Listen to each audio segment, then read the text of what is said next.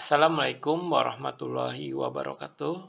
Pada video kedua ini kita akan membahas bagaimana cara pengisian SKP pada aplikasi kinerja Universitas Jambi.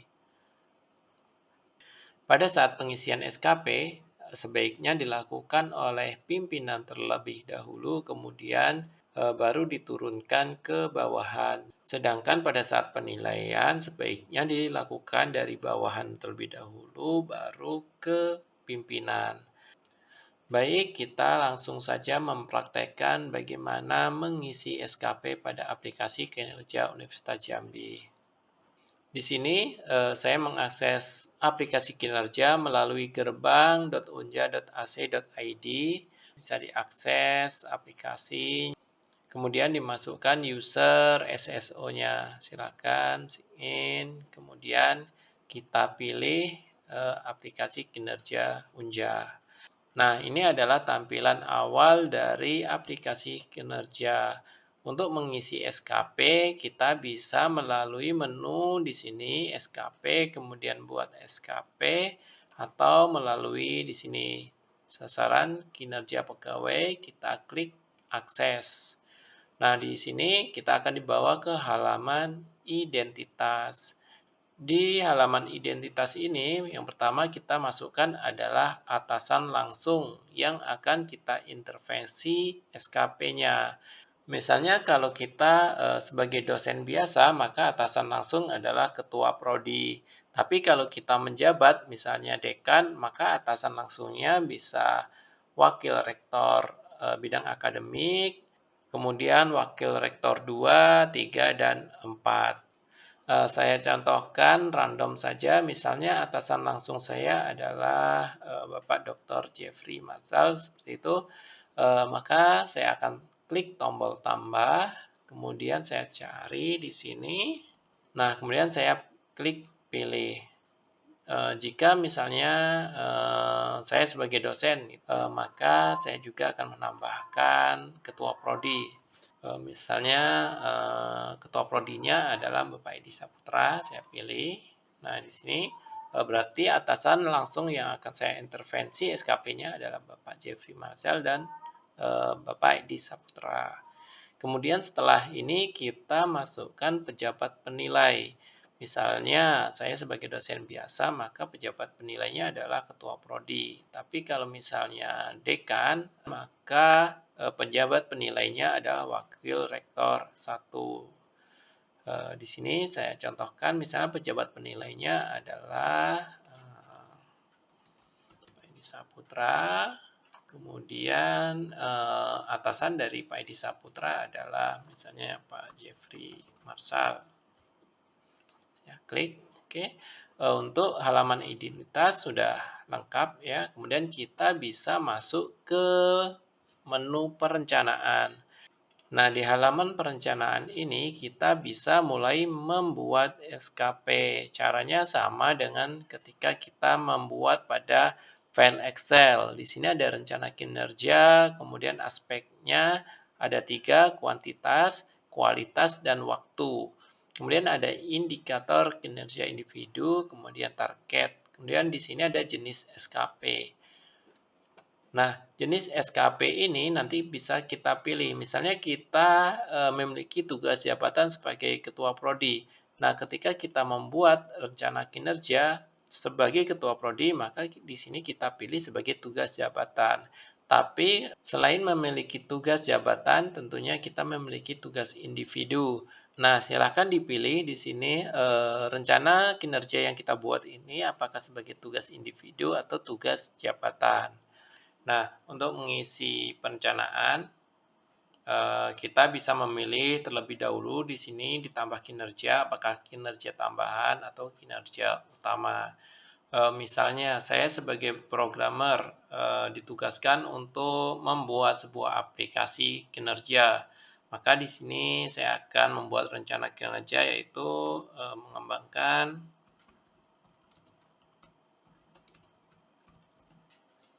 aplikasi kinerja Universitas Jambi.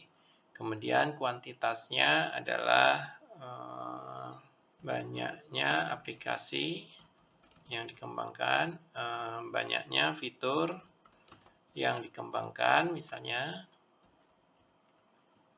targetnya misalnya adalah satu aplikasi, kemudian kualitasnya adalah semua fitur berfungsi dengan baik, targetnya adalah 100% berfungsi, kemudian waktunya misalnya lama penyelesaian 3 bulan.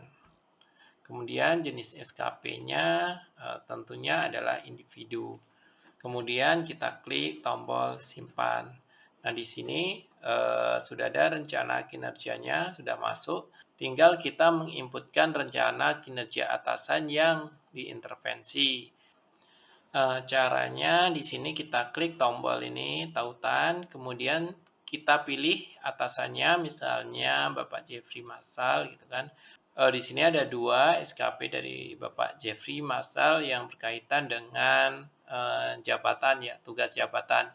Kalau tugas individu di sini nanti tidak akan ditampilkan. Maka perlu benar-benar dipilih apakah itu tugas individu atau tugas jabatan. Saya lanjut. Di sini ada 2. Kemudian saya pilih yang kedua, misalnya mengembangkan fitur pada sistem informasi. Nah, saya pilih di sini. Nah, di sini sudah tertaut. Kinerja utama adalah dari Bapak Dr. Andes Jeffrey Marsal, MSc DIT, kemudian intervensinya adalah ini, pengembangan fitur pada sistem informasi yang dibutuhkan. Kalau kita ingin mengedit ini, kita bisa klik ubah, misalnya kita ganti dengan tugas jabatan dan kita save gitu. Nah, seperti itu kira-kira ini bisa kita ubah.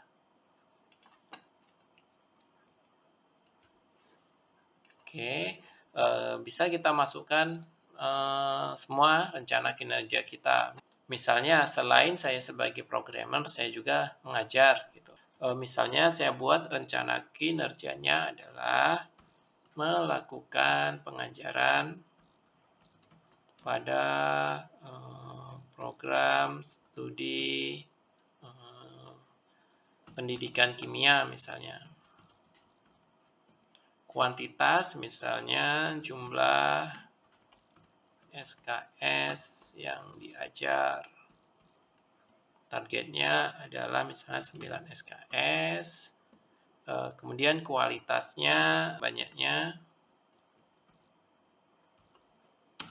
Metode project base yang digunakan. Nah, targetnya adalah misalnya 80%. Kemudian waktunya dilaksanakan dengan tepat waktu. Misalnya selama 4 bulan. Kemudian jenis SKP-nya tentunya adalah tugas individu. Saya klik simpan. Kemudian setelah itu bisa kita tautkan ke SKP punya siapa, karena mengajar tadi tentunya adalah ketua program studi, seperti itu ya. Di sini misalnya Bapak Edi belum mengisi SKP, tidak ditemukan daftar kinerja berkaitan dengan tugas jabatan. Makanya kita perlu pengisian SKP itu dari pimpinan terlebih dahulu, kemudian turun terus sampai ke level paling bawah. Oke, kita lanjut. Setelah mengisi perencanaan, tentunya adalah kita mengisi penetapan. Nah, kita klik tombol penetapan di sini.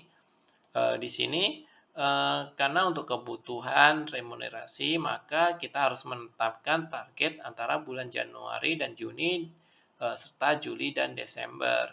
Ketika misalnya Januari, Juni ditutup sistem pengisiannya, maka ini tidak dapat diisi. Sedangkan untuk Juli, Desember ini dibuka jadwal pengisiannya. Kita bisa lihat di sini ya, jadwal pengisian misalnya kan periode Januari, Juni perencanaan adalah tanggal sekian sampai tanggal sekian. Periode Juli, Desember tanggal sekian sampai tanggal sekian gitu.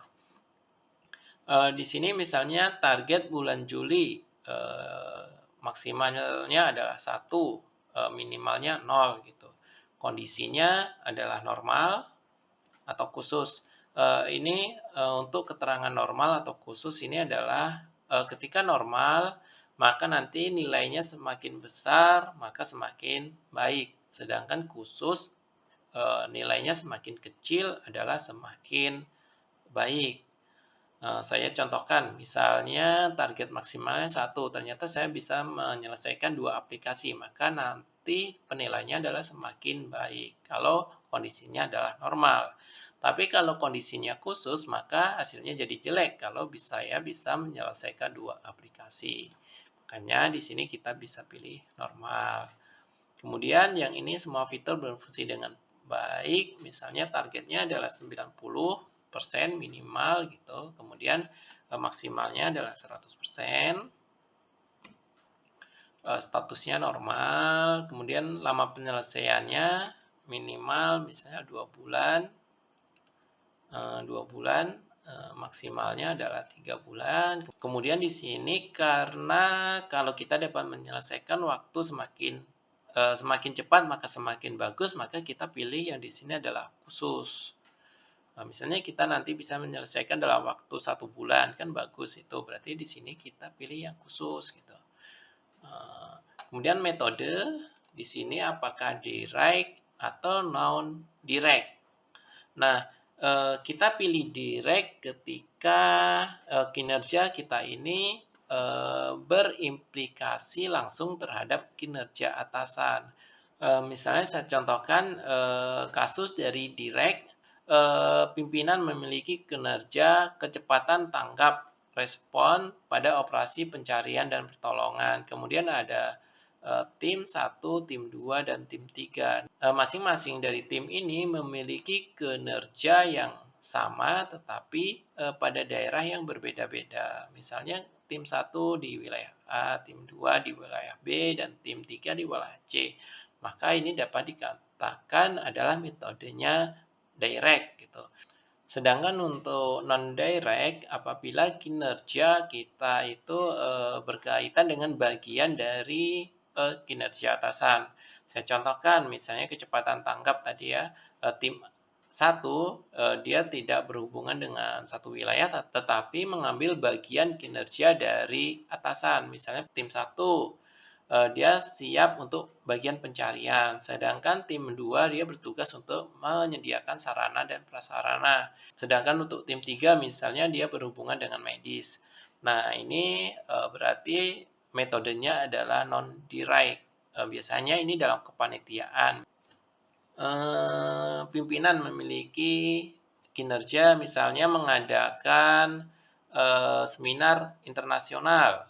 Nah, kita menjadi anggota di bidang perlengkapan, maka itu adalah non-direct.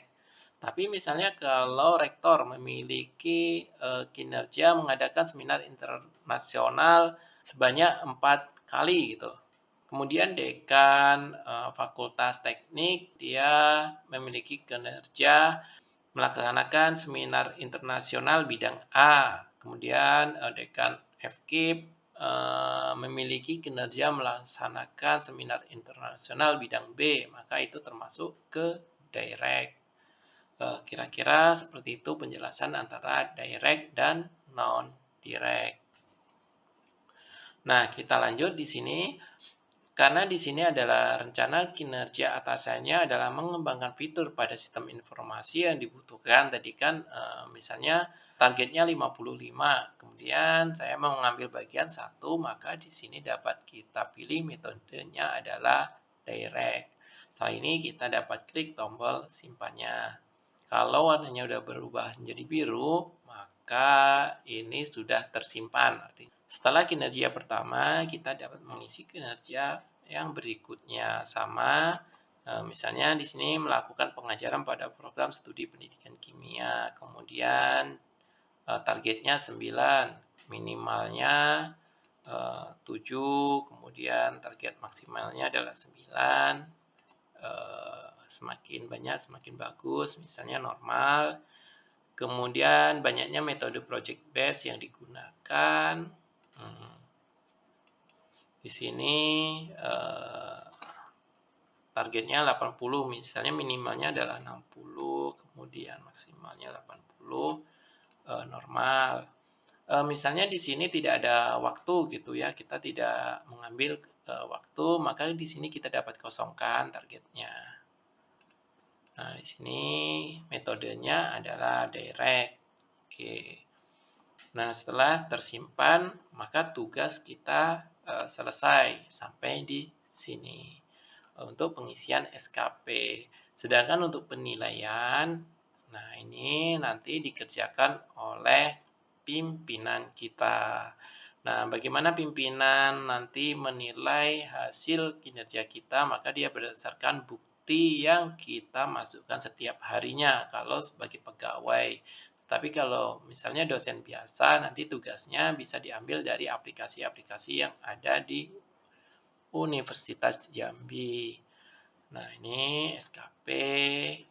Ini yang bertugas juga pimpinan. Nanti kita akan jelaskan pada video berikutnya. Selanjutnya apa? Selanjutnya adalah laporan. Setelah nanti isi penilaiannya oleh pimpinan, kita dapat mencetak Excel, misalnya periode Januari, Juni, atau periode Juli, Desember, atau gabungan. Kalau gabungan berarti 1 tahun. Saya contohkan di sini adalah yang periode Juli, Desember. Nah, hasilnya seperti ini. Ini tinggal kita cetak. Oke, penetapannya tadi ini bisa dicetak langsung. Sedangkan untuk penilainya belum ada ya, masih kosong.